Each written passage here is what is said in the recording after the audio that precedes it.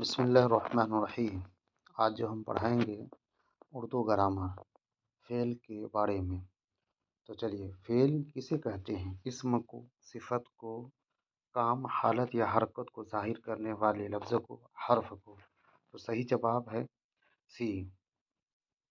جس فعل کا اثر کسی مفعول پر نہ پڑے وہ کیا کہلاتا ہے؟ فعل متعدی، فعل لازم، فعل مجہول، فعل ناقص۔ جواب بھی صحیح ہے۔ بچہ سویا میں فعل کی قسم کیا ہے؟ متعدی، لازم، مجہول، ناقص۔ جواب بھی صحیح ہے۔ جس فعل کا اثر مفعول پر پڑے وہ کیا کہلاتا ہے؟ فعل لازم، فعل تام، فعل متعدی، فعل مجہول۔ جواب سی صحیح ہے۔ علی نے کتاب پڑھی میں فعل کون سا ہے؟ لازم، متعدی، ناقص، مجہول۔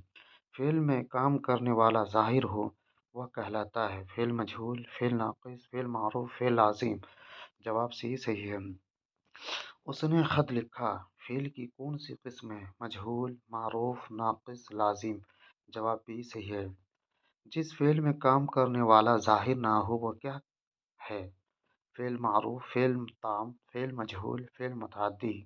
جواب سی صحیح ہے۔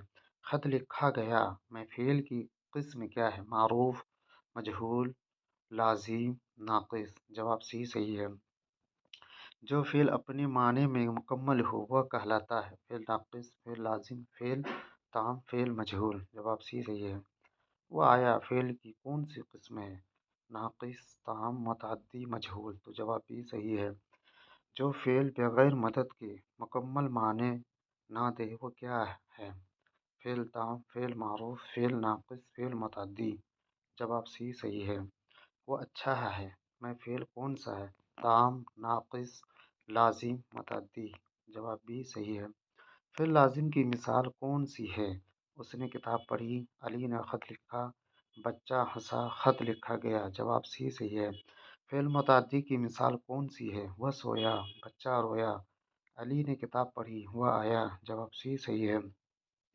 فعل مجہول میں کس کا ذکر نہیں ہوتا؟ کام، مفعول، کام کرنے والا، فعل۔ جواب سی صحیح ہے۔ فعل معروف میں کیا ظاہر ہوتا ہے؟ مفعول، کام کرنے والا، زمانہ، صفت۔ جواب بھی صحیح ہے۔ پڑھی گئی کس قسم کا فعل ہے؟ معروف، لازم، مجہول، ناقص۔ جواب سی صحیح ہے۔ وہ خوش ہے میں فعل ناقص کون سا ہے؟ وہ خوش ہے، خوش ہے۔ جواب سی صحیح ہے۔ فعل کی کتنی بنیادی قسمیں یہاں بیان کی گئی ہے؟ 4، 5، 6، 7۔ جو جواب بھی صحیح ہے۔